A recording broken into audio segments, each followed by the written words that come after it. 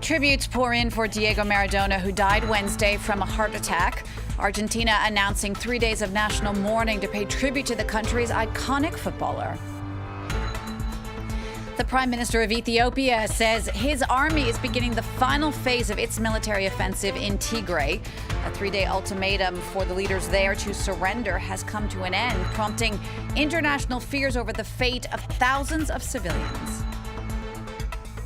And Americans are celebrating Thanksgiving this Thursday, with millions traveling to see family despite expert warnings to stay home due to the pandemic. This as the U.S. hit its highest daily death toll since May, with over 2,000 dead. I'm Jeannie Godula in Paris. Thanks for joining us here on France 24 this hour. First, football fans around the world are mourning the death of Diego Maradona. The football legend died from a heart attack Wednesday, aged 60 years old. His home country of Argentina has declared 3 days of national mourning, with heartbroken fans already filling the streets of Buenos Aires. Declan McGarvey gave us the latest from there. 3 days of national mourning, and Diego Maradona's body is going to lay in state at the presidential palace in Buenos Aires. Now, the body has already arrived to the presidential palace, and Diego Maradona's family, including his 2 adult daughters, are going to hold a private vigil within a chapel within the palace before the doors of the palace are opened to the general public at around 6 a.m. local time this Thursday morning. Now, authorities are expecting an estimated 1 million Argentinians to descend upon the palace to try to attempt to pay their last respects to Diego Maradona in defiance of COVID restrictions within Argentina, as Argentina pays homage to Diego Maradona and both cries over the death of its greatest son, but also celebrates the life of Diego Maradona at the same time. Declan McGarvey there reporting from Buenos Aires. Well, sports legends, world leaders, even the Pope have paid tribute to Maradona. Our Jean-Emile Jamin takes a look. Loved and cherished throughout the world, the legacy of Diego Maradona extended beyond just the football pitch. While fans flocked to spontaneous vigils across Naples and Buenos Aires, figureheads past and present waded in to remember the late Argentine phenomenon. Se ha marchado el gigante, el grande, el pelusa, el pibe de oro de América, el pibe de los pueblos. The mercurial number 10 was revered throughout South America during the 1980s, his departure having a profound effect on many of the continent's current leaders.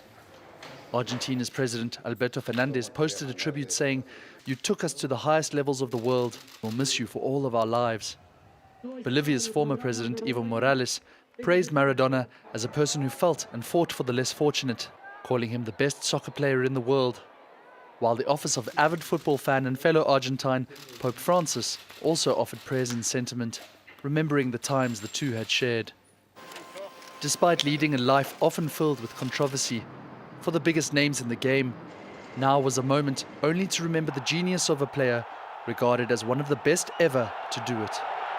No matter what you have done with your life, Diego, it matters what you have done for our lives. There was Diego, which was an unbelievable football player, and there was Maradona, who struggled slightly with all the things around. But I will miss Diego and Maradona, so because he is just he was just what a footballer he was, unbelievable. And for those accompanying Maradona in the pantheon of footballing legends, it was his unbridled passion for life which will now leave an everlasting mark. Lionel Messi describing him as eternal, Cristiano Ronaldo hailing him as an incomparable magician, and Pelé remarking, "One day, I hope we can play football together in the sky." The government in Ethiopia has ordered the army to make a final push for the capital of the northern region of Tigray. That military offensive coming after the prime minister gave a 3-day ultimatum that was rejected by Tigray's leaders. Aid agencies are calling on the government to stop the offensive, warning it could trigger a humanitarian disaster. Andrew Hillier explains. In the northern Tigray capital, leaders of the Tigray People's Liberation Front are now at the mercy of the Ethiopian army. On Wednesday, the government's 72-hour ultimatum came and went without a response. Tigray leaders have already made it clear they would fight to the end. In a statement, Ethiopia's Prime Minister said he had ordered government forces to make a final push for Mekele, adding that the army would try to protect civilians. But he also warned of no mercy for those who fail to distance themselves from the Tigray fighters. The government claims tanks and soldiers have surrounded the city for the last 3 days, waiting for Tigray leaders to surrender. The UN says the situation is desperate, warning that shortages across the region have become critical. This satellite photo shows motorists queuing up for fuel as the pumps run dry. Aid agencies say that the fighting has already displaced more than 1 million people. Tens of thousands have fled the Tigray region, ending up here in squalid camps across the border in Sudan. Just to imagine if for everything, literally for everything, starting from your food, ending with your water drinking, ending just to go for the toilet facilities and washing your hand, for everything you depend on somebody else. As the crisis deepens, the African Union has tried to mediate, but its repeated attempts to cobble together an agreement have been rejected by the Ethiopian government. In the U.S., President Donald Trump has pardoned his former national security advisor, Michael Flynn. Flynn had twice pleaded guilty to lying to the FBI during the investigation into Russian meddling in the 2016 presidential election. Trump's pardon of the retired Army general could be the first of several after he lost this year's presidential election to Democrat Joe Biden. The move drew condemnation from Democrats and other critics. Well, also on Donald Trump's pardon list, 2 turkeys named Corn and Cob. That bizarre presidential ritual came just before Thanksgiving, one of America's most important holidays that's being celebrated today. Now, it's traditionally the busiest travel weekend in the U.S., and while numbers are down this year due to the pandemic, close to 5 million Americans still boarded flights despite expert advice to stay home. COVID numbers are surging in the States, 2 million new infections in the past 2 weeks, and over 2,000 deaths from COVID on Tuesday alone. That number, the highest the first time since May. Our Washington correspondent, Kathy Van Gorgestani, told us more.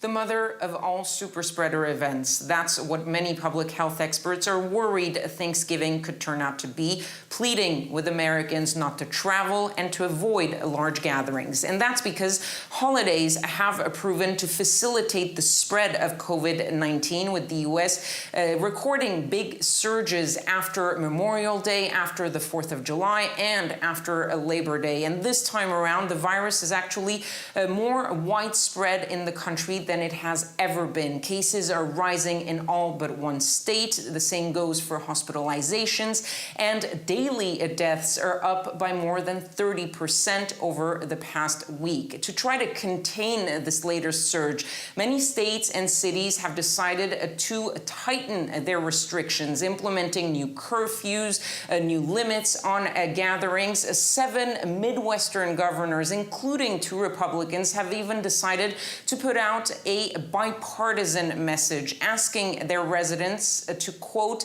make short-term sacrifices for our long-term health. But despite the warnings, despite the pleas, many Americans are refusing to change their holiday plans. Nearly 5 million people have already gone through U.S. airports, and millions more are expected to travel by air, by rail, or by road this Thanksgiving weekend. Kathy Van Gorgestani there reporting from Washington. In Germany, the coronavirus curve is flattening, but the Chancellor, Angela Merkel, still slapped down new restrictions to help struggling hospitals cope.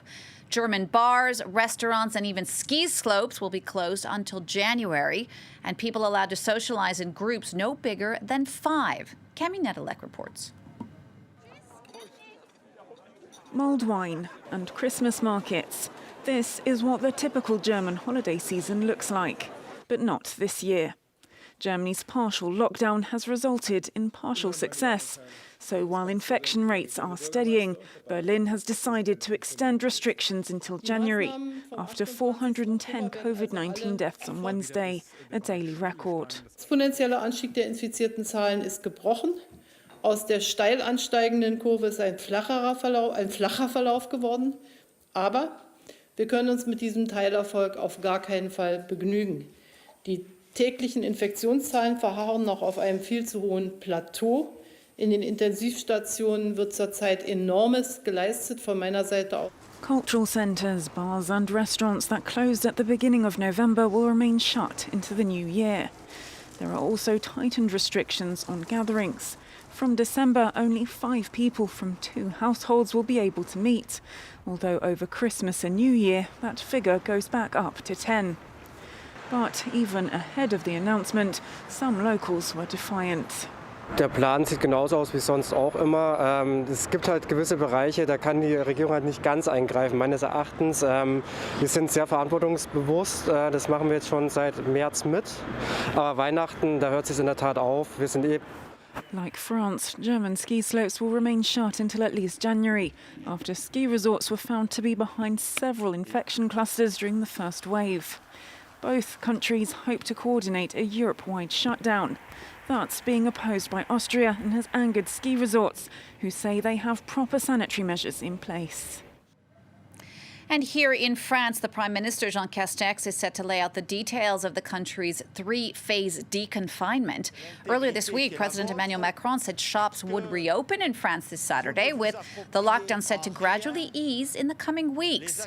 Speaking today, a top epidemiologist, I'm going to get that word out, said France could return to some form of normal life by autumn 2021, provided that a major vaccination program to tackle the COVID-19 virus works well. The total number of coronavirus cases in France have now topped 2 million, but hospital admissions are continuing to decline steadily. The number of people in ICUs is a key marker of how well countries are doing to halt the spread of the virus. Well, despite that good news, France is facing a real increase in food poverty. French charities have warned that poverty levels are rising and have done so for months now, and that people who never needed to use food banks before, like students or temp workers, are having to do so now. France 24's Pauline Godard and Erica Olivaria report from a food pantry in Paris. Sophia is one of the many French people thrown into poverty in the wake of the pandemic. This is the second time she's come to collect food for her family. Her husband lost his job and they have 2 children, including a 2-month-old baby. She's a dialysis nurse, but she's too afraid to go back to work because of COVID-19. À cause du tout. Même à cause du Covid, parce qu'il n'y a pas de travail, il y a le confinement, on ne peut pas sortir. According to various charities, an extra 1 million French people will have fallen into poverty by the end of the year. This centre is open from Tuesday to Saturday. Every day, the volunteers see an uptick in numbers and the range of people widen. Pour le début de la crise sanitaire et maintenant, on constate grosso modo entre 30 et 35% de bénéficiaires en plus, ce qui est un chiffre assez considérable, avec des profils qui sont sensiblement différents. On avait historiquement des familles avant toute chose, assez peu de personnes isolées, très peu d'étudiants. Et là, même des gens qui travaillent, même des étudiants ont du mal à joindre les deux bouts. Students like Julia, who's doing a master's. She used to work in a jewellery store on Sundays, but ever since the second lockdown, she no longer gets a salary. She lives with her sister, also a student. Surtout pour manger déjà, et je pense aussi manger diversifié, des légumes, du poisson, donc des choses qu'on n'achète pas vraiment parce que c'est cher. On a plein, comme ma petite sœur, qui se demandent est-ce qu'ils vont réussir à finir leurs études, se demandent est-ce qu'ils vont y arriver, est-ce qu'ils vont continuer, est-ce qu'ils vont pas finalement arrêter pour travailler un peu. C'est des années un peu difficiles, c'est pas vraiment une situation normale. Julia was worried about coming here, worries that quickly vanished. Je suis très bien entourée du début à la fin. Il y a toujours le premier pas qui est difficile à franchir, mais justement on est là pour les accueillir, pour les mettre à l'aise, pour qu'ils aient envie de revenir malgré tout, malgré les circonstances. Earlier this week, the government launched a tender worth 50 million euros for projects aimed at modernising ways of fighting poverty. Charities have until the 15th of January to apply. There's a lot more to come for you on France 24. Do stay with us. As for me, I'll be back in 15 minutes with more of your headlines.